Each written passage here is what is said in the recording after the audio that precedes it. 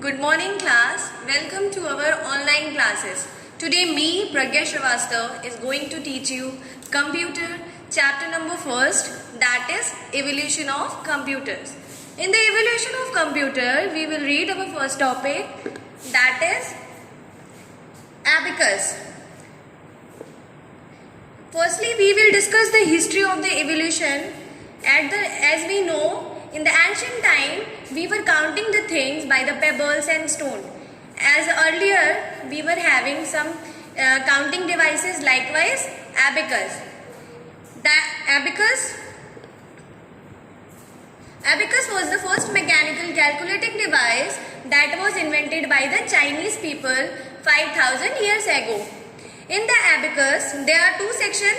The first section, upper section is known as heaven and the lower section is known as earth. These are the rods and these are the beads. Now we will move to our next slide, that is Napier's bone. As we know, necessity demanded, we were having some more calculating devices. Second one is John Napier's developed our Napier's bone in the 1617. In this, we can do subtraction, addition, multiplication as well as. Now, we will move to the Pascal's calculator that was developed by the Blaise Pascal in the year 1642. That represent the position of the digit with the help of the gears in it. These are the gears in it. Now we will move Leibniz calculator that was developed in the 1671. A German mathematician Gottfried Wilhelm von Leibniz modified this Pascal calculator. As we read about the Pascal calculator, Leibniz modified Pascal calculator, then he developed the Leibniz calculator. In this, we can do multiplication and division as well as. Now, analytical engine. As we know, who is the Charles Babbage? Charles Babbage is the father of the computer. He worked on the analytical engine. Earlier, he was making difference engine. That was not a very good invention of his. Then later, he worked on the analytical engine. By it, he became famous, and that was also a mechanical device. That is our analytical engine. And now we will move to our next topic, that is generation of the computers. The development in the field of the computer have been divided into generations. With every passing generation, computer got better, faster and smaller. Now we will proceed to our first generation. The timing of the first generation is 1942-1956. The first generation, we were having vacuum tubes. As we can also speak like this, valve. In this, that was the main electronic component. If I will ask to you what is the main electronic component in the first generation, then what you will say? That is valve, as we can say vacuum tubes. The first generation general purpose programmable electronic computer was the ENIAC.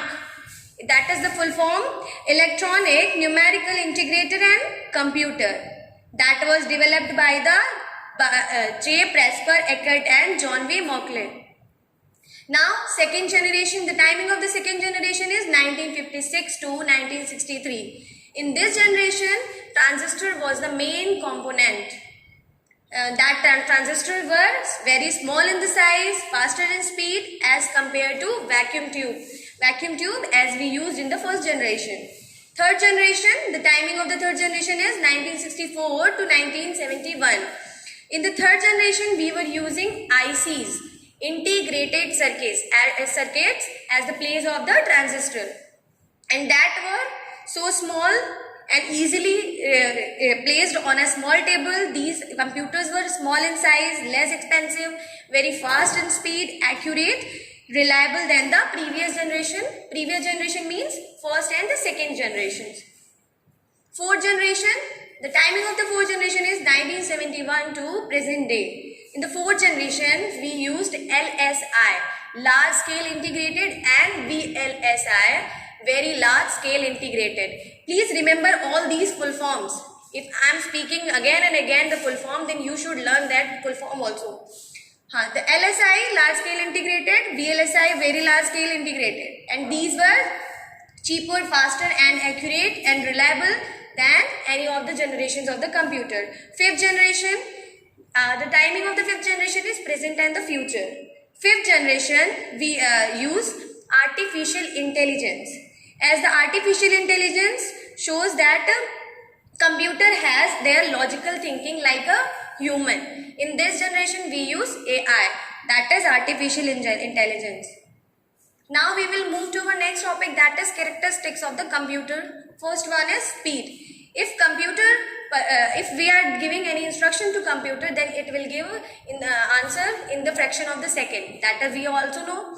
And the accuracy, sometimes computer not only accurate the problem, that also detect the error and find the correct that easily. The storage capacity, computers have a large storage capacity which is called their memory. We are having two types of memory there. First one is temporary and the second one is permanent memory. Temporary memory, as we know, that is RAM, random access memory.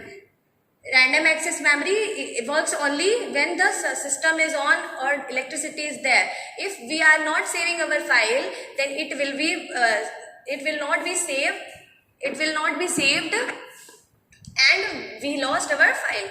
In the permanent memory, if we are working on the permanent memory, then we are talking about the ROM, read only memory. If we want to work on that, then it save our data, either we are having electricity at that time or not. The diligence, computer never get tired like a human. Like we get tired if we are working some day, a whole day work, then we get tired. But the computer cannot tire. And it works simultaneously with the accuracy, with the consistent and constant in speed. Versatility, computer performs many types of the operation related to various tasks. We are having related software for the related work. Likewise, if we want to draw paint, then we are having paint application. If we want to listen music, then we are having music application. There are some limitations are also there. Limitation of the computer cannot do anything on its own. If we are not giving any command to the computer, then it will not work. Computer works only when the electricity is off. Until we are not having electricity, then computer will not work. I hope you enjoyed my session. By this, I am ending my session. Thank you.